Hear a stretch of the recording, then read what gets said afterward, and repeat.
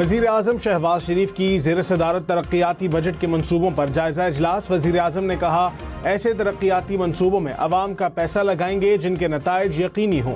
بہتر کارکردگی والی وزارتوں کو ترقیاتی منصوبوں کے لیے ترجیحی بنیادوں پر بجٹ فراہم کیا جائے گا۔ ترقیاتی منصوبوں میں پبلک پرائیویٹ پارٹنرشپ کی زیادہ حوصلہ افزائی کی جائے۔ پانی کے ذخائر کو بڑھانے کے منصوبوں کو ترجیح دی جائے گی۔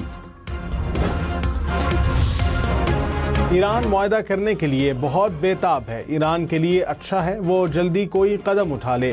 ایسا نہ ہوا تو ایران کے لیے کچھ باقی نہیں رہے گا۔ امریکی صدر ڈونلڈ ٹرمپ کی ایران کو ایک بار پھر دھمکی۔ کہا ایران کے ہاتھ سے وقت نکلتا جا رہا ہے۔ امریکی صدر ڈونلڈ ٹرمپ اور اسرائیلی وزیر اعظم میں ٹیلی فونک رابطہ۔ ایران میں ممکنہ نئی فوجی کارروائی کے امکانات پر غور کیا گیا۔ وزیر اعظم شہباز شریف نے کہا اسلام آباد میں امریکہ اور ایران کی ایک اور مذاکراتی نشست کرانے کی کوششیں جاری ہیں۔ بین الاقوامی قیادت کو پاکستان پر مکمل اعتماد ہے۔ ہمیں دنیا بھر میں ایک ایماندار ثالث کے طور پر تسلیم کیا جا رہا ہے۔ سیاسی اور عسکری قیادت کی مشترکہ کوششوں سے دنیا میں پاکستان کی عزت میں اضافہ ہوا۔ برطانوی جریدے کو انٹرویو میں وزیر اعظم نے اعتماد کرنے پر امریکی اور ایرانی صدور کا شکریہ ادا کیا۔ پاکستان کی ثالثی کے ذریعے مذاکراتی عمل مسلسل جاری ہے۔ ایرانی وزارت خارجہ کی تصدیق۔ ترجمان اسماعیل بقائی نے کہا اپنا ہرمز پر محفوظ آمد و رفت یقینی بنانے کے لیے روابط بھی جاری ہیں۔ ایران کی متحدہ عرب امارات سمیت خطے کے کسی بھی ملک کے ساتھ کوئی دشمنی نہیں۔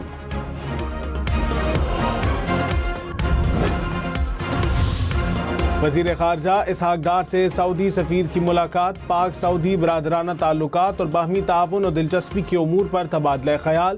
ترجمان دفتر خارجہ کے مطابق حالیہ علاقائی صورتحال پر بھی گفتگو کی گئی۔ مختلف شعبوں میں سعودی عرب کے ساتھ تعاون مزید مستحکم کرنے کے عزم کا اعادہ۔ امریکی وزیر خارجہ مارکو روبیو نے کہا پروجیکٹ فریڈم کو پاکستان کی درخواست پر روکا گیا۔ پاکستانیوں نے کہا اگر آپ لوگ پروجیکٹ فریڈم روک دیں تو ہمارے خیال میں ہم کسی معاہدے تک پہنچ سکتے ہیں۔ ہم نے سفارتکاری کو موقع دینے کے لیے پروجیکٹ فریڈم روکنے پر اتفاق کیا۔ صدر ٹرمپ سفارتکاری کو ترجیح دیتے ہیں۔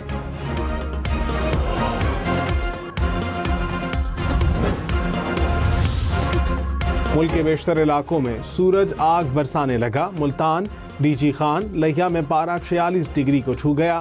لاہور، فیصل آباد، گجرانوالہ میں درجہ حرارت 42 ڈگری تک جا پہنچا۔ سندھ میں جیکب آباد کا درجہ حرارت 44، شکارپور لاڑکانہ میں 43 ڈگری ریکارڈ، کراچی میں درجہ حرارت 32 اور شدت 38 ڈگری تک جا پہنچی۔ اسلام آباد کا پارہ 39 اور پشاور کا 41 ڈگری تک چلا گیا۔ پنجاب، سندھ، بلوچستان اور خیبر پختونخوا کے بعد اسلام آباد میں بھی کاروباری اوقات کار کی پابندیوں میں نرمی۔ دکانیں اور بازار پورا ہفتہ وقت کی پابندی کے بغیر کھلے رہیں گے۔ وزیر اعظم نے 31 مئی تک اوقات کار کی پابندی سے استثنا دے دیا۔ فیصلے کا اطلاق فوری طور پر ہوگا۔ وزیر اعلیٰ پنجاب مریم نواز کی باکو میں ورلڈ اربن فورم آمد۔ آذربائیجان کے صدر اور ان کی اہلیہ نے مریم نواز کا استقبال کیا۔ وزیر اعلیٰ پنجاب ہاؤسنگ پروگرام اپنی چھت اپنا گھر نمائش کے لیے پیش کریں گی۔ وزیر اطلاعات پنجاب عظمہ بخاری نے کہا اپنی چھت اپنا گھر پروگرام دنیا کا سب سے بڑا اور منفرد پروگرام ہے۔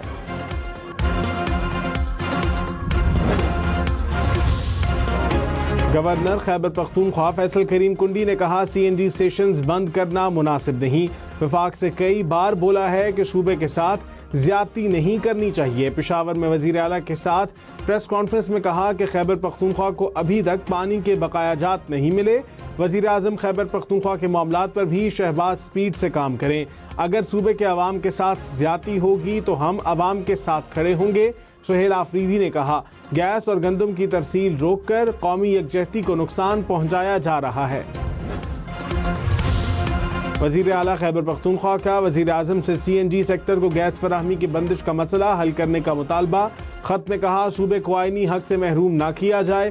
گیس بندش سے صوبے میں بے چینی اور امن و امان کے مسائل پیدا ہونے کا خدشہ ہے۔ مہنگے ایندھن کے استعمال سے عوام پر اضافی بوجھ پڑے گا۔ وزیر اعظم سے مشترکہ مفادات کونسل کا اجلاس بلانے کی بھی درخواست۔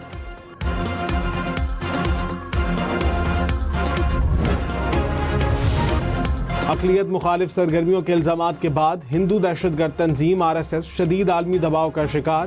رائٹرز کے مطابق امریکی کمیشن کی سفارشات میں RSS کے اساس سے منجمد کرنے اور امریکہ میں داخلے پر پابندی کی تجاویز شامل۔ رپورٹ میں کہا گیا BJP کے دور حکومت میں RSS کی نفرت انگیز سیاست کو عروج ملا۔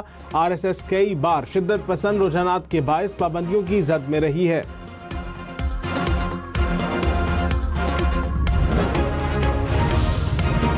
آڈیو لیک کیس میں سابق وزیر اعلیٰ خیبر پختونخوا علی امین گنڈاپور کے وارنٹ گرفتاری جاری۔ سیشن کورٹ اسلام آباد کا علی امین گنڈاپور کو گرفتار کر کے عدالت میں پیش کرنے کا حکم۔ سیشن کورٹ اسلام آباد نے اگلی سماعت پر استغاثہ کے گواہان کو دوبارہ طلب کر لیا۔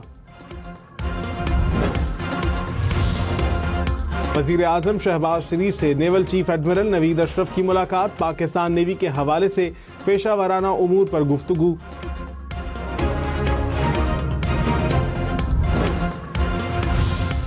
کوئٹہ سمیت بلوچستان بھر میں دفعہ 144 نافذ۔ اسلحے کی نمائش اور موٹر سائیکل کی ڈبل سواری پر مکمل پابندی۔ دھرنوں، جلوسوں اور ریلیوں کی اجازت نہیں ہوگی۔ تلہٹ ٹیسٹ میں بنگلہ دیش کا پاکستان کو جیت کے لیے 437 رن کا ہدف۔ بنگلہ دیش کی ٹیم دوسری اننگز میں 390 رن بنا کر آؤٹ ہوئی۔ مشفیق الرحیم کی سنچری، لٹن داس اور محمود الحسن کی نصف سنچریاں۔ پاکستان کی جانب سے خرم شہزاد کی 4، ساجد خان کی 3 اور حسن علی نے 2 کھلاڑیوں کو آؤٹ کیا۔ ٹیسٹ سیریز میں بنگلہ دیش کو 1-0 کی برتری حاصل۔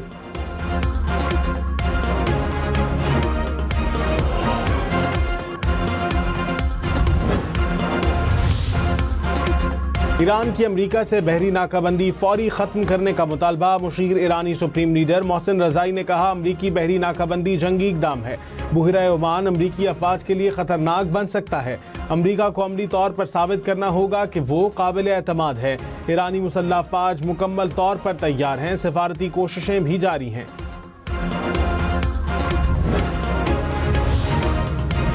پاکستان کی متحدہ عرب امارات کے نیوکلیر انرجی پلانٹ پر ڈرون حملے کی مذمت۔ وزیر اعظم شہباز شریف نے کہا خطے میں دیر پامن کے لیے مذاکرات اور سفارتکاری ہی واحد مؤثر راستہ ہے۔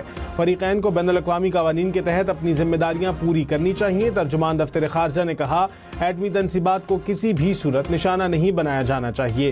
ایٹمی تنصیبات کو نشانہ بنانا بین الاقوامی قوانین کی خلاف ورزی ہے۔ ٹرمپ کی ایران کو دھمکی کے بعد عالمی مارکیٹ میں خام تیل کی قیمتوں میں پھر تیزی۔ برنٹ کروڈ کی قیمت $110 فی بیرل سے بڑھ گئی۔ امریکی خام تیل کی قیمت $106 فی بیرل ہو گئی۔ اماراتی تیل کی $106 فی بیرل پر ٹریڈنگ۔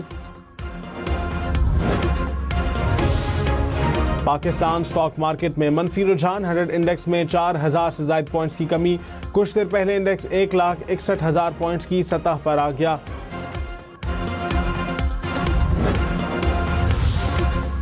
سندھ اسمبلی میں متحدہ کا منگھو پیر میں پیپلز بس سروس دستیاب نہ ہونے پر توجہ دلاؤ نوٹس۔ سینئر وزیر سندھ شرجیل میمن نے جواب میں کہا اورنگی ٹاؤن سمیت منگھو پیر کے علاقے میں 3 نئے روٹ شروع کر رہے ہیں۔ ماس ٹرانزٹ بورڈ نے مزید 500 الیکٹرک بسیں خریدنے کی منظوری دے دی۔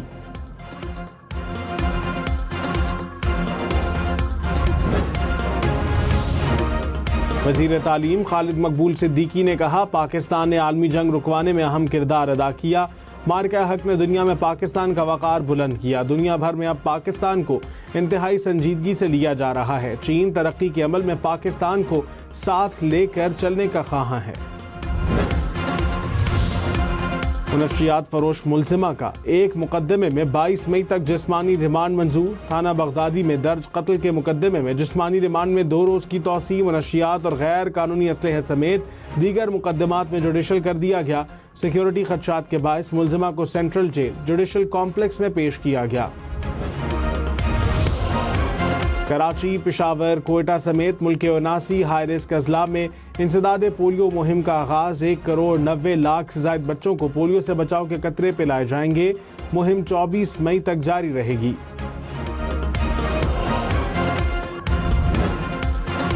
میلے کا حصہ ہوں گے۔